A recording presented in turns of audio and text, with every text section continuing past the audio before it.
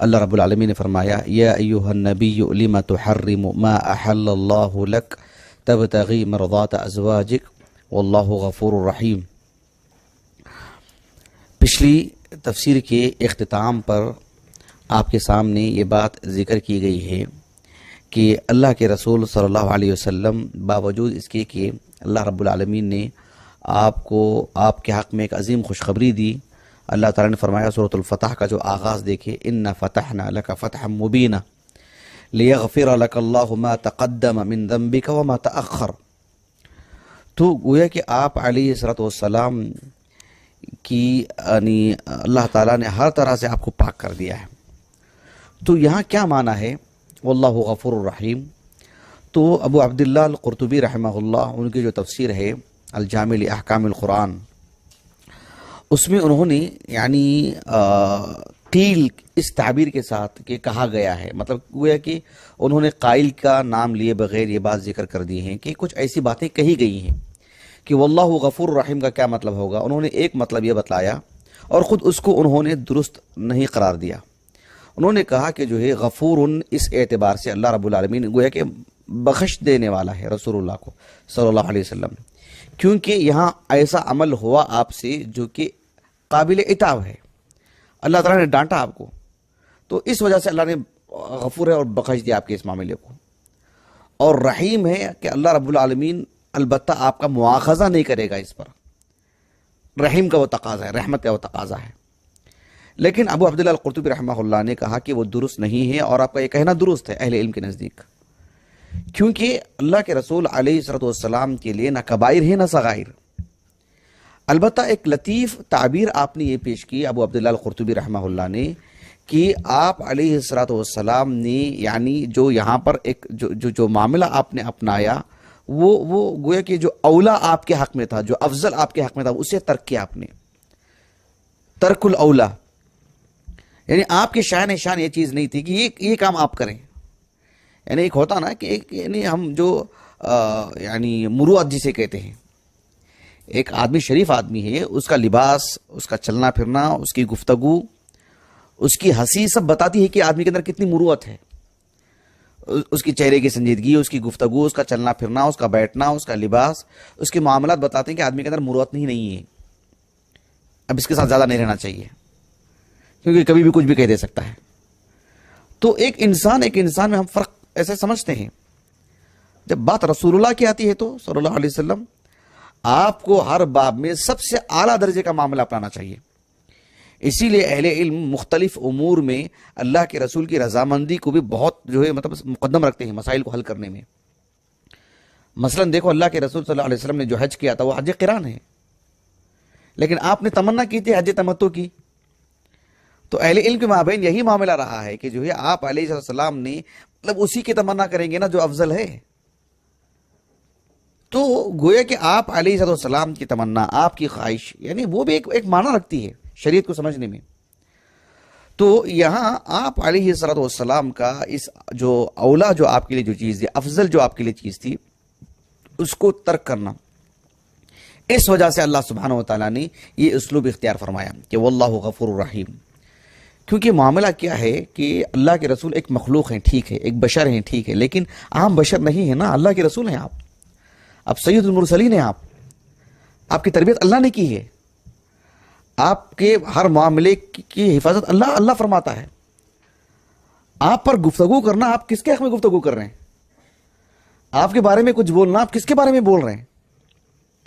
بات واضح ہو رہی ہے آپ کو؟ اسی لیے اتنا نازک ترین مسئلہ ہوتا ہے یہ۔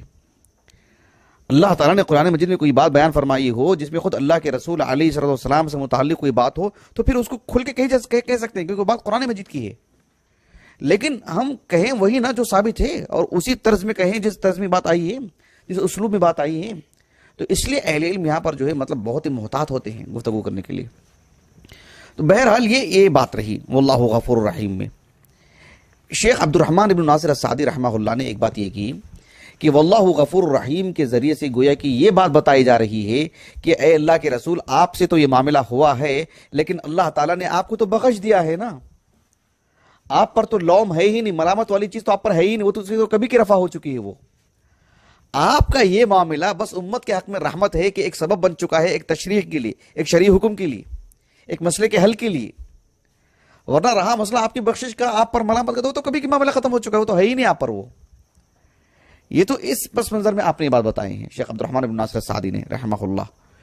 بہرحال اہل علم کی ان اخلاص کو، اس قد و کاوش کو اللہ تعالیٰ قبول فرمائے، اور اللہ کے رسول کی عقیدت میں جو کہ جائز، جو کہ درست ہے کتاب و سنت کی روشنی میں، اور بالکل کتاب و سنت کی تعلیمات کو سے ہم آہنگ عقیدت ہے، یہ اللہ تعالیٰ اس عقیدت کو قبول فرمائے. یہ بڑی اچھی بات ہے. اس آیت کریمہ میں ایک بات مجھے آپ کو یہ بتانا ہے، یعنی کہ اللہ کے رسول علیہ السلام بحیثیت نبی آپ کی عصمت دیکھیں آپ، یعنی جو بات اللہ تعالیٰ نے آپ پر نازل فرمائی ہے آپ نے جوں کا تو سنایا. آپ نے جو مدعیان نبوت ہوتے ہیں آپ ان کی کتابیں پڑھ کے دیکھو، وہ تو سب کی تحریریں نہیں ہیں. ابھی 1 صدی پہلے کا جو شخص ہے مرزا غلام احمد قادیانی علیہ ما یستحق من اللہ، اس شخص نے نبوت کا اعلان کیا. اب اس کی تحریریں پڑھ کے دیکھو، صفحہ صفحہ میں تضاد. میں نہیں جاؤں گا تفصیل میں، وہ ہمارا موضوع نہیں ہے، لیکن اس شخص نے کبھی ایسی باتیں کہنے کی جرت نہیں کی کہ جو ہے وحی کے طور پر کہ جو اللہ تعالیٰ نے میرے سے یہاں چوک ہو گئی تھی اور مجھے جو ڈانٹا، مجھے کچھ ایسا معاملہ آیا. اللہ یہ کہ تضاد بہت ہے، وہ خود اس کے لیے کافی اس کے جھوٹے ہونے کے لیے. لیکن رسول اللہ کی اگر بات کرتے ہیں صلی اللہ علیہ وسلم، جہاں اللہ تعالیٰ نے کہا کہ انک لعلی خلق عظیم، آپ نے وہ بھی سنایا لوگوں کو، آپ نے وہ بھی لوگوں کو ہو بہو بتا دیا. عفا اللہ عنک لما اذنت لهم، آپ نے وہ بھی سنایا لوگوں کو. جو آپ پر نازل ہوئی سب سنایا آپ نے، کوئی چیز چھوڑا نہیں آپ نے. اس آیت کریمہ کو بھی دیکھو، یا ایھا النبی لما تحرم ما احل اللہ لک. ہم کسی کے عزیز ہوں، کسی کے قریب ہوں، ہم 2 لفظ ہمارے خلاف نہیں سن سکتے. انسانی طبیعت کے اعتبار سے میں بات کر رہا ہوں. لیکن رسول اللہ ہوتے ہیں، وہ ان کا کام امانت داری کے ساتھ اللہ کی بات لوگوں تک پہنچانا. آپ اس صحیح مسلم کی حدیث کو سامنے رکھیے، کتاب الایمان میں اس حدیث کو لائے ہیں امام مسلم رحمہ اللہ. مسروق رحمہ اللہ کہتے ہیں کہ میں ٹیک لگا کے بیٹھا ہوا تھا اور ام المومنین عائشہ سے میری گفتگو ہو رہی تھی. کچھ حدیث کافی طویل ہے، میں پوری حدیث نہیں سنا رہا ہوں آپ کو. اس میں ایک بات یہ بھی ہے کہ ام المومنین عائشہ رضی اللہ عنہا نے کہا کہ من زعم ان محمد صلی اللہ علیہ وسلم کتم من کتاب اللہ شیئا فقد اعظم علی اللہ الفریہ. جو شخص یہ کہتا ہے کہ اللہ کے رسول صلی اللہ علیہ وسلم نے اللہ کی کتاب میں سے کوئی بھی بات چھپائے ہوں بتانے کے لیے، لوگوں کو بتاتے ہوئے، اس نے اللہ پر جھوٹ باندھا ہے. اس نے، کیونکہ اللہ سبحانہ و تعالیٰ نے کہا کہ انزلہ بعلم، اللہ تعالیٰ نے اس کتاب کو اپنے علم کی روشنی میں اتارا ہے. اس نے اللہ پر جھوٹ باندھا. اس نے اللہ کے رسول نے ہو بہو جو تھا سب سنا دیا آپ نے. ام المومنین عائشہ رضی اللہ عنہا کہتی ہیں، اسی حدیث کا ایک اور حصہ ہے، بالکل اس کے بعد لے کر آئے امام مسلم رحمہ اللہ اسی سند سے. اسی حدیث کا ایک اور حصہ ہے کہ لو کان محمد صلی اللہ علیہ وسلم کاتما، اگر اللہ کے رسول علیہ السلام کو قرآن مجید کی کسی آیت کریمہ کو چھپانا ہی مقصود ہوتا تو آپ وہ آیت کریمہ کو چھپاتے جو سورۃ الاحزاب کی ہے، وَإِذْ تَقُولُ لِلَّذِي أَنْعَمَ اللَّهُ عَلَيْهِ وَأَنْعَمْتَ عَلَيْهِ. یہ جو آیت کریمہ ہے، یہ آیت کریمہ چھپاتے آپ، اس کا معنی مفہوم دیکھ لیں آپ. اگر چھپانا ہی ہوتا تو آپ نے کل کا کل پیغام سنایا.